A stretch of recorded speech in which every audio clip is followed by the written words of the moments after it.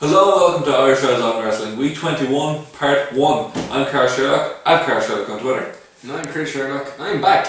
And I'm still at Chris Sherlock 1993 on Twitter. As you can see, I am the reigning IEOW champion. And who won Extreme Rules? I'll be talking about that. I'll be talking about that in Part 4. Sure. And who won last year? Hence the championship. Hence me on top. He did. You can look back at the results. You can look back on the results, but Carl Sherlock won the championship. Cheating shit. And you know, it's very rare we can have good weather in Ireland. And as you can see already, Carl Sherlock has the farmer town. It's not very fun, but however, we're gonna. This is. Oh!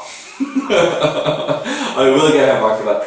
However, we're going to start off with the news this week in Part 1. And Monday's episode of Raw averaged 3.9 million viewers, which was down 7% from last week's 4.23 million average, which is alright considering it was Memorial Day and it's generally low viewers in anyway. And the show drew at 3.993 million viewers in the first hour, 3.995 million in the second, and 3.891 million viewers in the final third hour.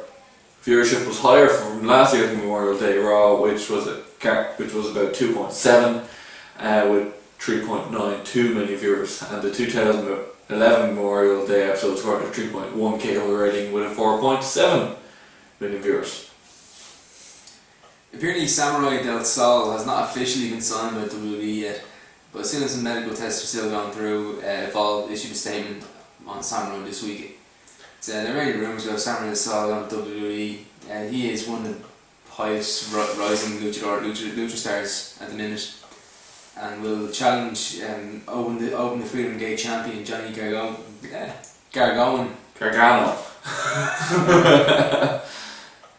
for his title this Sunday on a live IPTV at www.live.com from Florida. WWE's website has an article looking up the news. I kind of enjoy this. The new commentary team for main event. It's still The Miz and Josh Matthews, but Ricardo Rodriguez is joining. They've added Ricardo Rodriguez. I'm not sure. I mean, he's over, and he's very over with the fans. We know this, but I don't know. He's more over than Del Rio, so I mean, he's going to have a longer career in the business than Del Rio will. So this could be why. He could be a commentator. When Del Rio gets fired, Ricardo Rodriguez could still be around as a commentator. And Del Rio was left to his future endeavours. Yes, future endeavours. I apologise sincerely. The reason Big E Langston and Alberto Del Rio have been wrestling a lot lately is because obviously as Dolph Ziggler's concussion, he's unable to wrestle. They were forced to wrestle again this week during the tapings because Jack Swagger was not allowed into Canada because of his legal troubles. Weed the people! I was going to go to WrestleMania, but then he did go to WrestleMania. He was going to win. He probably would have won. Yes, that's true. He was going to win. Then, weed the people. Weed the people. In other news, there's huge heat on Mark Henry, my boy Mark Henry, right now from WWE's creative side. They had a storyline planned for him, but after his match with Sheamus at Extreme Rules, or at some point in the last week, Henry was banged up and needed to take time off due to his injuries, probably because he pulled 2 trucks. Yeah. You know, that probably damaged his shoulders. Before being hit with a leather strap. Exactly. You know, maybe that's why he's hurt. But anyway, just a thought. As a general rule, while WWE says they want people to rest when hurt, they usually push them and stick them around until unless it's something major like concussions, neck or knee issues. There's a feeling that they did a lot to build Henry up, get him hot again, and then he's leaving to take time off. He has heat for taking a significant amount of time off without undergoing surgery. As of Wednesday, WWE's official word is that Henry needing surgery hasn't been determined yet. Henry's taking time off is the reason for JBL's took his ball and went home references on Raw.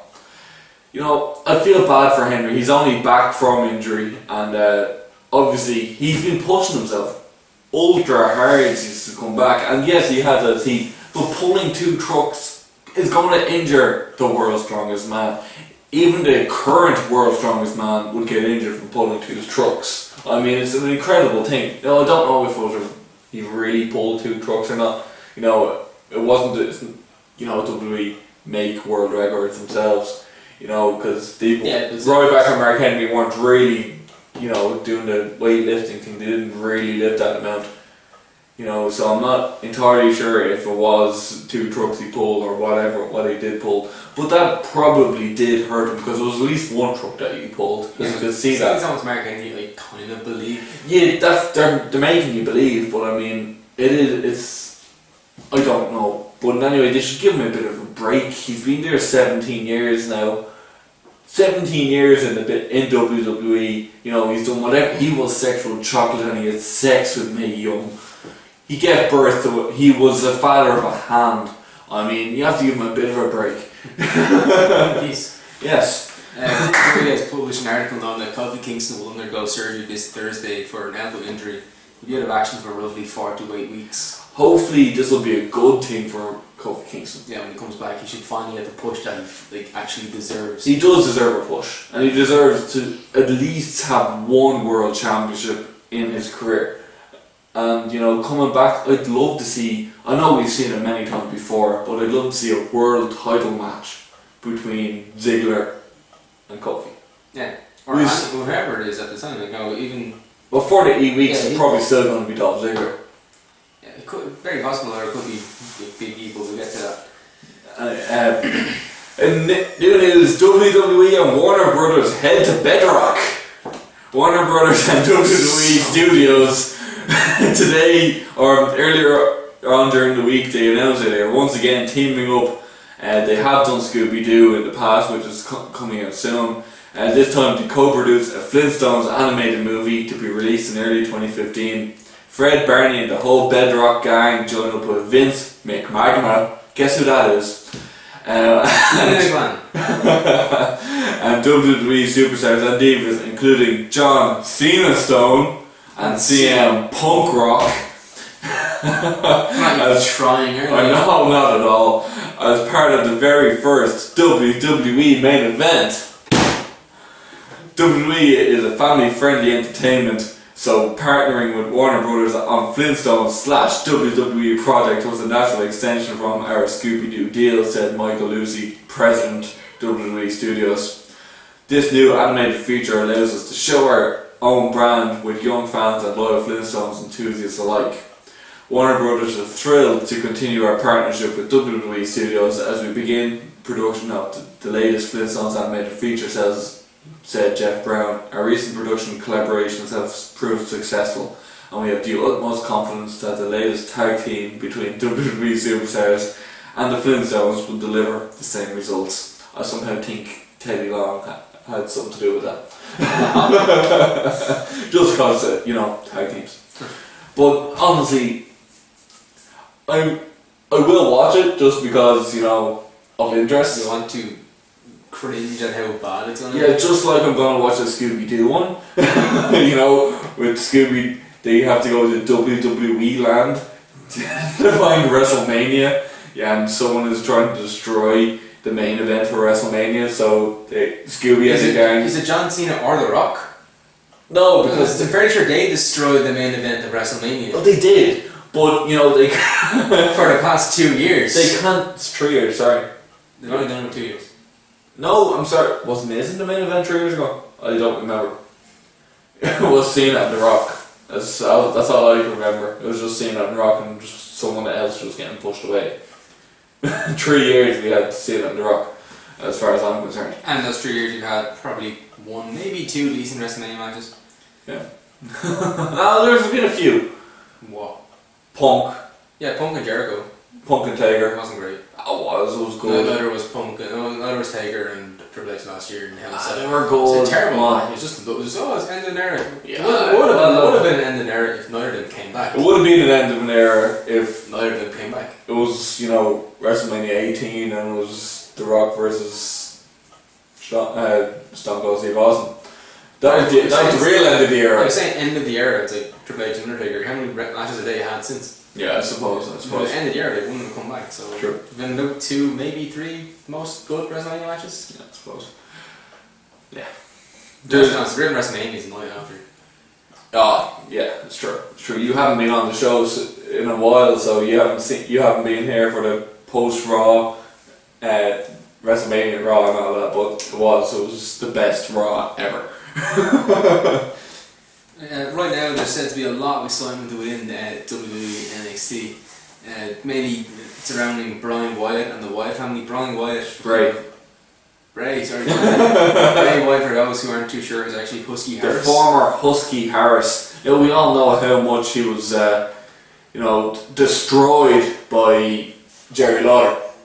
It was Bray Wyatt and Michael McGillicuddy at the time. Conveniently, they were tag team champions. No, it wasn't. It was Michael McGillicuddy and David Duncan. Oh, it was David Tonga. Husky Harris was just part of NXT. He was new Nexus. Yeah, he was new Nexus. Sorry, yeah, he was. He joined with Punk with Mason Ryan.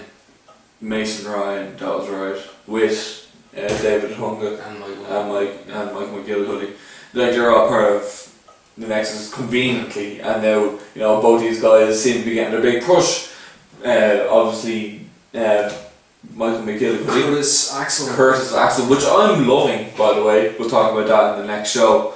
And now Bray Wyatt, and along with Luke Harper and Eric Rowan. It's the Wyatt family. The Wyatt family, and I've watched a couple. I haven't watched a lot of them in NXT, but I've seen enough to see to know that they are awesome. And their video package on Raw was amazing. It actually took focus away from most of the show, which was a good thing because the show was pretty bad.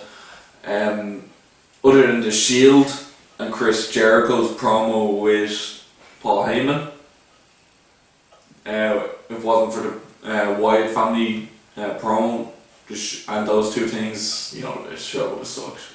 It would have been a terrible Raw. Well, it was a pretty bad Raw, but those three things brought ratings up in my view because everything else sucked ass. Oh, Bret Hart Appreciation. Bret Hart Appreciation Night was on the WWE app. If you didn't hear it, there's a WWE app. Vintage WWE app was the WWE Appreciation Night for Bret Hart was after the show. Exactly 30 seconds. If you didn't hear it 500 times in the show, it was going to be airing 30 seconds after Raw ended on the WWE app. WWE app. WWE app, don't forget about it. Never forget. And anyway, Michael Cole will kill you in your sleep. If he doesn't kill you in your sleep, it's certainly going to be in your dreams because that's all he talks about. And anyway, we'll be back tomorrow. Dream about Michael Cole? Oh baby. I'm not comfortable saying so. And anyway, we're going to be back tomorrow. You're we'll be talking about. You're sick. We're going to be talking about CM Punk and Chris Jericho, that Paul Heyman Chris Jericho segment on the highlight reel. We'll be talking about that tomorrow. Tune in then on Sunday to see the Kaza G interview I done a few weeks ago at the Main Stage Wrestling show, and then tune in on Monday morning and you will see the Extreme Rules, not the prediction show but the review show, because I haven't had a chance to do that yet. We're only back after 4 weeks, and we'll do all that this weekend. Anyway, slán.